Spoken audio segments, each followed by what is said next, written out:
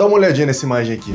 Você percebe que as logos ficaram cada vez mais parecidas, inclusive as fontes parecem até a mesma. Parece que de alguns anos pra cá as logos ficaram todas minimalistas, elas seguiram todas as mesmas tendências. E não só isso, mas quando você vai no supermercado, o que acontece é que você chega e se depara com uma prateleira, uma variedade de produtos que servem para o mesmo propósito, mas eles são todos muito parecidos. Se você for comprar um café, por exemplo, no supermercado, você vai ter uma quantidade enorme de produtos, variedades de marcas na sua frente. Isso que está acontecendo é relativamente novo no mundo dos negócios, mas isso está definindo que marca que sobrevive e que marca que falha. Então nesse vídeo aqui vamos falar um pouquinho sobre por que as marcas hoje em dia são tão parecidas. Bom, sendo bem direto, o que está acontecendo nos últimos 20, 30 anos é um processo chamado de globalização. O mundo está cada vez mais conectado e as pessoas do mundo de um lado do planeta estão tendo acesso às pessoas do outro lado do planeta. E isso acontece em todas as esferas que você pode imaginar. Por exemplo, hoje de manhã eu estava vendo as notícias aqui e apareceu uma notícia sobre a negociação do Zelensky da Ucrânia com o Putin.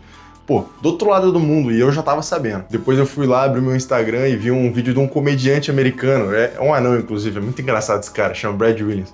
E ele tava fazendo um vídeo de comédia falando sobre um estado específico dos Estados Unidos, que eu nunca, tive conhecimento sobre essa cultura específica, mas tava vendo um vídeo dele falando sobre esse estado, que é muito longe daqui por sinal. Eu nunca teria acesso ao show desse cara se não fosse pelo Instagram. E as empresas, elas não são burras, né? Elas estão percebendo isso, elas estão vendo que essas pessoas podem virar um mercado potencial. Às vezes esse Brad Williams, que eu falei pra você, percebe que eu sou um consumidor dele e ele consegue fazer alguma coisa mais voltada pro público mundial, não só pro público americano. Pode ser? Beleza, então, mas por que exatamente que as marcas estão ficando tão parecidas? Será que elas estão se copiando? E na realidade, não, elas não estão se copiando, mas elas estão indo para o mesmo lugar. É um pouco complicado de entender, mas eu vou te explicar. Imagina que eu e você estamos numa sala e só tem uma saída, que é uma porta. Se você for antes de mim, passar pela porta primeiro e depois eu passar, significa que eu tô te copiando ou significa que eu só não quero ficar na sala? Eu quero sair dali e passar pela porta também, é a minha única alternativa. Então o que acontece no mundo dos negócios hoje é como se fosse uma única escolha, elas não têm muito o que fazer, elas têm que se adaptar. E o que acontece graças à tecnologia que está aumentando cada vez mais é uma facilidade no processo da fabricação dos produtos ou de entrega de serviços. Existem muito menos de uma coisa que a gente chama de barreira de entrada quando a gente fala de empresas. E essas barreiras de entrada são aquilo que impedem você ou eu de fazer a mesma coisa que uma empresa multimilionária. Por exemplo, antigamente o que acontecia? Uma marca de café precisava achar um consumidor. Seguinte, não é consumidor não, eu errei. É fornecedor. Eu vou errar mais 2 vezes, tá? Mas não se preocupe, é fornecedor. Depois desse consumidor, ela precisava ter uma logística de transporte para entregar o café no supermercado. E depois disso, ela ainda precisava ter um marketing muito bem feito na televisão, que era caríssimo, por sinal, na época, para ela conseguir consumidores do café. E hoje em dia, o que está acontecendo é que as marcas de café, elas precisam achar o consumidor, que isso em si já está muito mais fácil, porque tem muito mais consumidores hoje do que antigamente. Depois ela precisa criar um e-commerce para vender os seus produtos, colocar ele num site, ela pode fazer a distribuição pelo iFood mesmo, ou por algum aplicativo de entrega, e por fim ela pode fazer divulgação pelas próprias redes sociais, então ela cria ali a própria rede social e faz divulgação do produto, custando praticamente zero, muito mais barato do que antigamente você colocar na TV o anúncio. E no caso das marcas digitais mundiais, como o Google e o Facebook, o que está acontecendo é o seguinte: o primeiro ponto, eu acho que o mais evidente, é que a gente está usando celulares, e essas marcas elas precisam se encaixar no celular, que tem uma tela pequena, tem um logo muito pequeno, então ficar colocando muito detalhe no logo, essas coisas, não é uma estratégia muito boa. Por isso que elas estão todas se afunilando para a mesma coisa. Segundo é que no mundo de hoje em dia, que tudo é informação, todo lugar que você olha tem um anúncio, todo lugar que você olha tem uma cor diferente, tudo, é louco. Você abre seu celular, cara, parece um arco-íris de coisa. Nesse cenário, as marcas querem simplificar o logo, poluir menos, porque já tem muita coisa. E o terceiro ponto é que essas marcas perceberam que o mercado é global, então elas não podem se limitar a uma cultura de algum lugar específico, elas têm que usar a marca como se fosse um meio de ferramenta para o mundo. Só que mesmo assim, as marcas ainda querem se destacar, e como que elas estão fazendo isso, né? O ponto é que a diferenciação hoje em dia não é mais utilitária, ela é sentimental. E calma, você vai entender o que eu tô falando. As marcas, elas buscam um significado para o consumidor, isso chama branding. E branding parece um nome muito difícil, mas na verdade é muito fácil de entender. Acho que todo mundo conhece o caso da Apple com a Samsung, né? A Apple faz um branding muito bom. E o que é o branding da Apple? Eles conseguiram colocar na mente do consumidor o que eles significam. Eles não são um celular. Você não busca o celular da Apple para fazer ligação, mandar mensagem, para entrar na rede social. Ele tem todas as funções igual um Samsung tem. Só que o significado de ter um Apple é totalmente diferente de ter um Samsung. Eu, por exemplo, tenho um Samsung. Esse vídeo está sendo gravado nele, inclusive. Qualidade boa pra caramba, né? Dá um zoom aqui.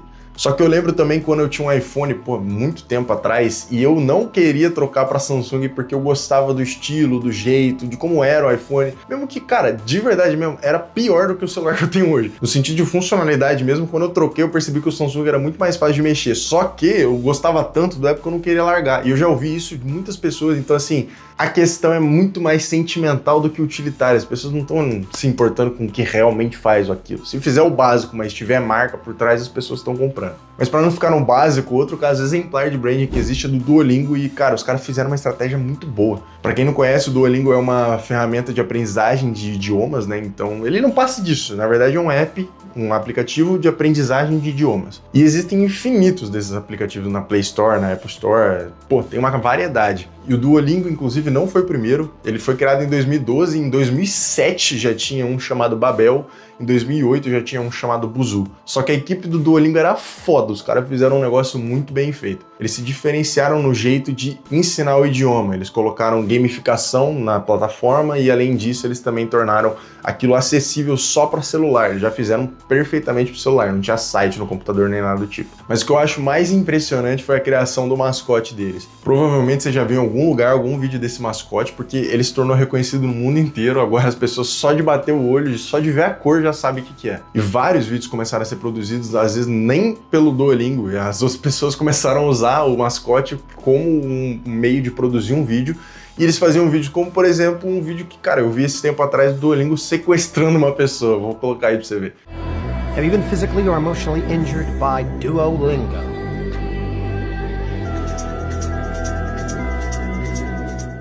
E a sacada genial mais recente que eles tiveram foi o seguinte, eles simplesmente anunciaram a morte dessa mascote. E no caso, o mascote só seria revivido se as pessoas acessassem a plataforma e começassem a utilizar o Duolingo mais e mais. Isso inclusive virou notícia em alguns jornais sérios falando sobre o caso e, pô, olha esse trecho aqui. A coruja Duo, mascote oficial do Duolingo, morreu. Ao menos foi isso que a marca postou nas suas redes sociais nesta terça-feira, dia 11, gerando espanto e comoção entre os seguidores. Percebe? As pessoas elas estão sentindo comoção e espanto por um personagem que foi criado digitalmente, não existe, nunca vai existir. E para você ter uma noção de como isso realmente funcionou, foram gerados 1,7 bilhão em engajamento. A empresa teve um crescimento de 38% na receita do período e um aumento de 50% das pessoas ativas na plataforma. Ou seja, literalmente, a ação de falar, matamos no nosso mascote aqui, fez com que eles aumentassem e muito a receita deles. Entrou muito mais grana no bolso dos caras. Isso que é brand. Então a verdade é que sim, os produtos e serviços estão se tornando cada vez mais parecidos entre si, já que as barreiras de entrada estão diminuindo por causa da tecnologia. Mas as marcas não. Na verdade, o ponto de diferencial das empresas está se tornando cada vez mais a marca e menos o produto. O produto está ficando muito parecido, mas a marca está fazendo a diferenciação. Então daqui para frente, quem que vai se destacar é quem souber utilizar bem o branding. Quem não souber, cara, vai ficar para trás.